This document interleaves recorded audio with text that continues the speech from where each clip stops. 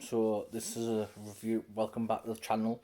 This is a review of the boxing from last weekend. Obviously, I'll start off with McCaskill versus Breakhouse rematch.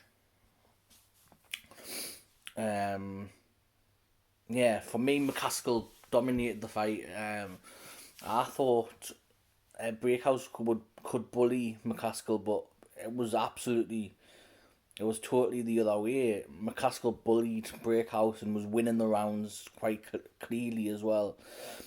And she won the fight well. I was really impressed with that. Obviously, she's improved massively from the fighter that lost to Katie Taylor quite a few fights ago in a lower division as well. Obviously, she stepped up in weight to fight and become. She's now obviously been she's a unified world champion at that weight. And obviously, just saying this, asking the one in the Katie Taylor rematch. I don't know. I don't really know if that will happen because I don't know if Katie Taylor will step up in another weight division. But um, yeah, so I think it was a really good fight. But I do think that Cecilia Breakhouse, the first lady, I don't know where she would go from here. Obviously, she's lost her titles. She lost her titles in the last fight with McCaskill. Now this is back to back losses after not losing, and I think it was quite in a long time. I think really Breakhouse might be thinking about retirement after this, or maybe it's going up in weight and trying a campaign at another weight division. But I wouldn't be surprised if she retires because she has been in the sport a long time and she has been a world champion for quite a lot of years prior to this. So yeah, good luck with her with what she decides to do. Um, and then obviously we'll go on to Chocolatito Estrada now. What a fight that was! It was action packed fight. The one contention was one of the scorecards 111, which was like 7 rounds, and for me it was a close fight. So I don't know where that card came from. And actually, I heard. Well, obviously, I know. Like I've seen online that the WBA is investigating that scorecard. Um, yeah, investigating the scorecard, and that judge has been called in by the WBA, and I think he's been suspended by the WBA. So this is a good thing that if poor judging has to be called to account. But the thing is the one thing I will say is it's no good if the WBA is willing to do this, but then the other boxing organisations, the WBO, the WBC, the IBF, don't back up the WBA and like be a all of the organisations work together to get stamp out this bad judging and this basically corruption. Um, yeah, so we'll see what happens from that. It was a really good fight. Estrada deserved to win the fight in my opinion, just by about 2 or 3 rounds. Um, yeah, so but I wouldn't be surprised if Eddie Hearn makes a third, like the trilogy fight because it was so good.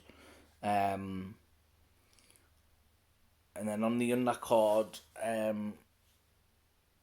Matchroom's new signing defended his world title. Yeah, I'm gonna get his name wrong. Yagamuchi.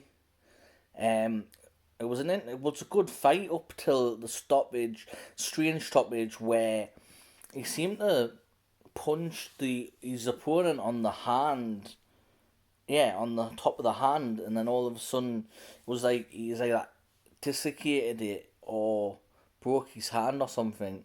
So it was a really strange ending in the fight, but obviously that's not Namaguchi's fault. Obviously it was an illegal shot, so he wins by TKO. Technically, so he goes on and obviously defends his world championship. So I think, yeah, it was a really good card of action. Um, on and also I just want to mention, after, obviously this is not to do with the actual card, but we lost in the boxing community, we lost Marvelous Marvin Hagler over the weekend. He was 66. Obviously I wasn't around when he was fighting, and I haven't really gone back to watch his fights yet, but um, from what I've been told, he was a gentleman, a warrior. So all condolences to his family and friends, and his fans. Yeah, so it's really sad news. As well, we look ahead to the fight cards coming up. Um, this Friday and Saturday. Obviously headlined on the Friday night with Lee McGregor fighting for the European title. Um, so good luck to him in that, against Gafufi. And obviously a British title fight on the co-main event as well. And then obviously we look to Saturday's card, which is headlined by Lawrence Okoli and Galaki fighting for the WBO Cruiserweight Championship of the World. So yeah, that should be a good fight. And on the card is Chris Billam-Smith, Joe Cordina, and I think Ryan Ford is on that card as well. But yeah, so it should be a good card. Hopefully, Corey will get the job done and stop Galaki to become a world champion. But it should be an interesting fight.